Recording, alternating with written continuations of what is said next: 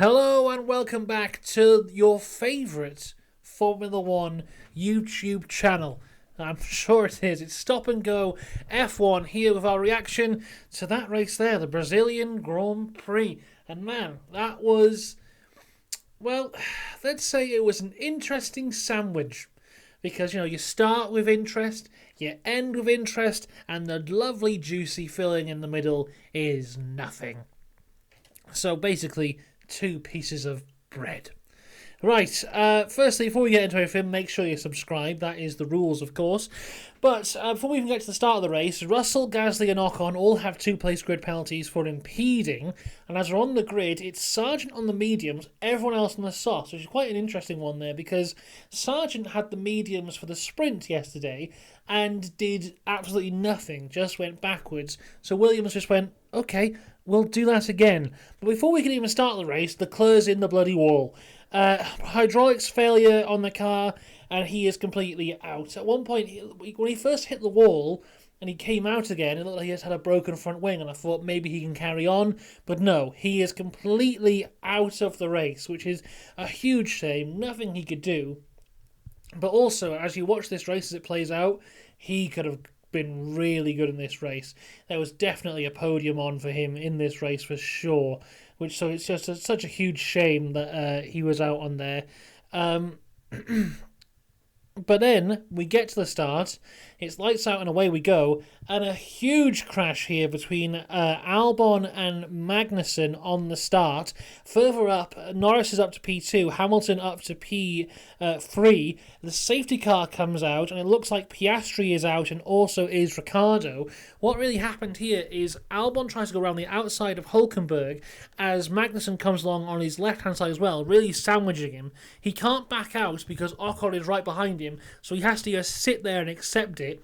Albon clips Magnussen's, no, was Hülkenberg's tyre, clips that, then goes right into the side of Magnussen. Both of those go off. The wheel off Magnussen then hits Piastri up on the front, breaking his rear wing.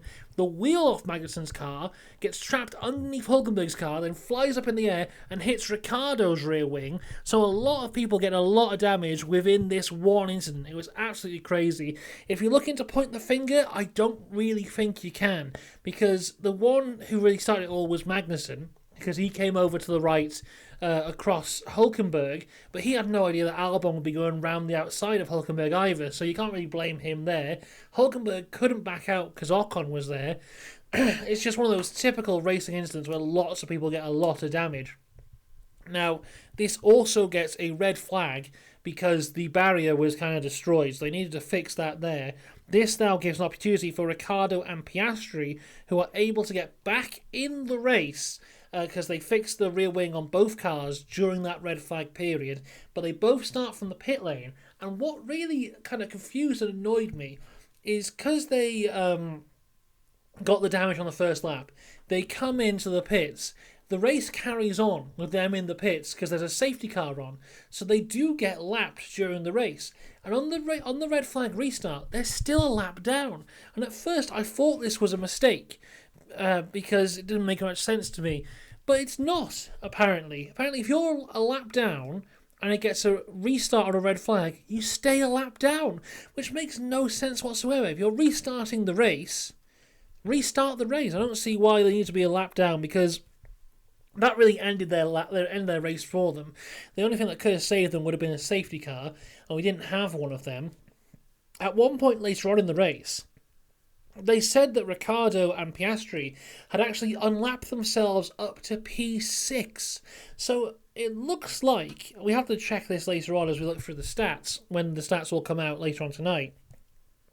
But it looks like Ricciardo and Piastri had a secret banger of a race which wasn't shown whatsoever, because they were just constantly unlapping themselves throughout the entire race and nobody seemed to care. At one point they were 1 minute and 20 seconds behind the rest of the grid. I think they finished about 15-20 seconds off, so they did fantastically well for absolutely nothing. So there you go, that was Piastri and Ricciardo's race. As we have the restart, though, Max leads away from the restart. Lewis Hamilton gets alongside Lando Norris, but manages to lock up. Then down into turn 4, Alonso is able to get past Lewis for P3. And then further down, Perez gets past Russell for P5.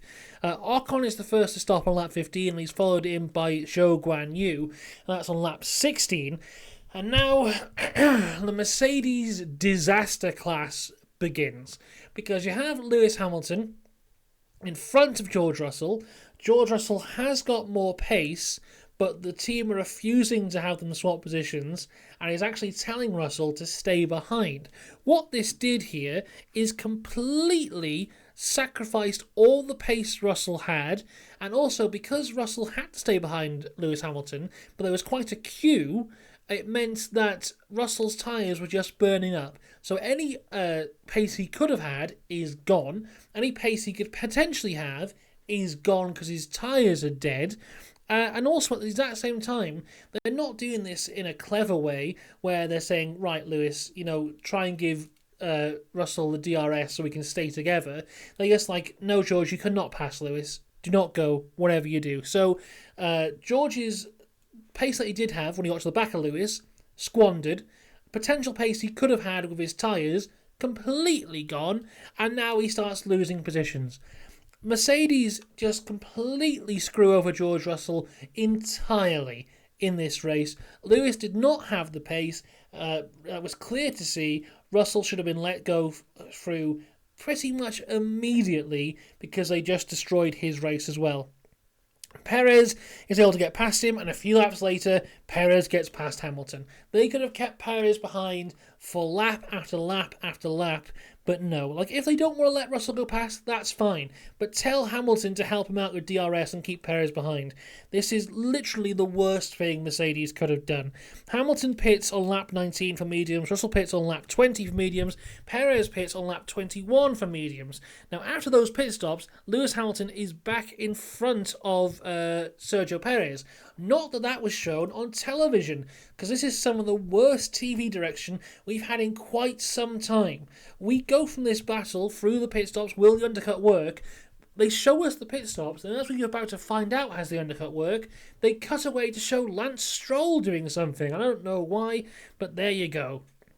Speaking of Stroll, he pits on lap 23, and then we get Perez versus Hamilton again for P7 on lap 23, and Perez get past him pretty quickly. The next lap, Zhou Guan Yu retires the car, don't know what happened there.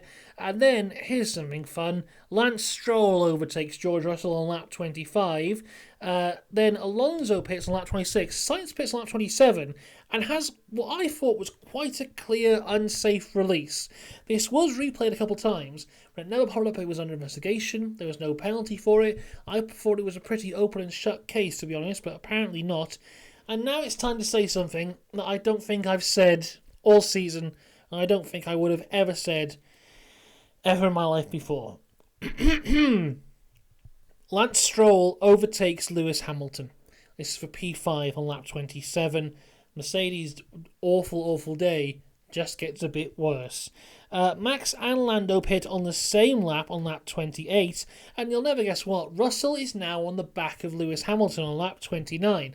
Now, seeing what happened to Russell the first time round, you would think that Mercedes would learn from that and do something different.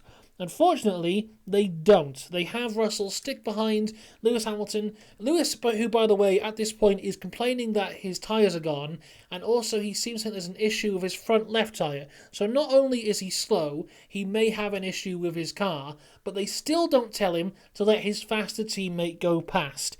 Sainz catches them both, and 6 laps later, Sainz is past Russell, and 1 lap later, he's past Hamilton. And there are 2 places blown by the Mercedes team there.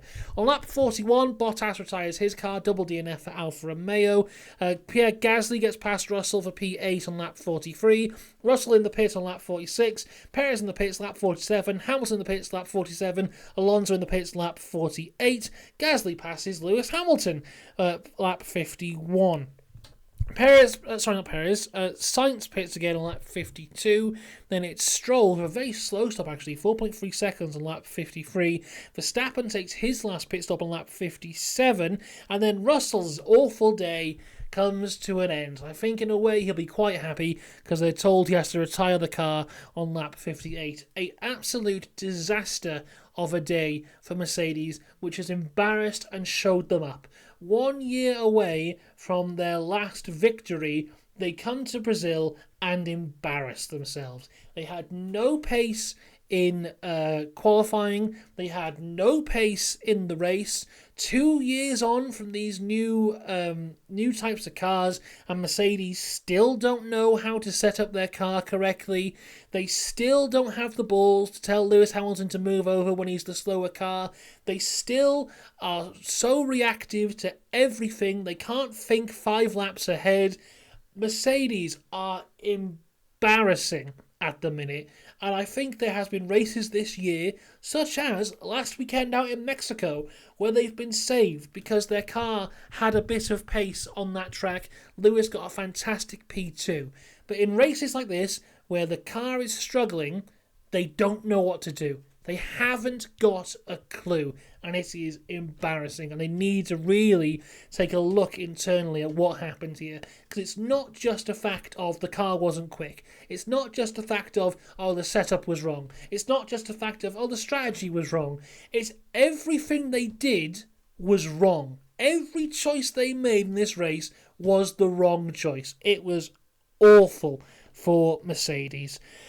Moving on, Norris pits on lap 60, and then we get this fantastic little battle between Alonso and Perez, where it kind of snuck up on you because Perez was in the DRS of Alonso for what must have been about 10 laps, maybe 15 laps, and he just looked like he was stuck behind, couldn't really do anything. He would get in the DRS up to turn 1, wouldn't be able to get it, down to turn 4, wouldn't be able to get it. Then Perez took some awful lines through Sector 2 and Sector 3, braking late, taking the wrong line, massively screwing it up, but having the pace in the Red Bull to just stay within a second to keep the DRS and repeat and repeat and repeat.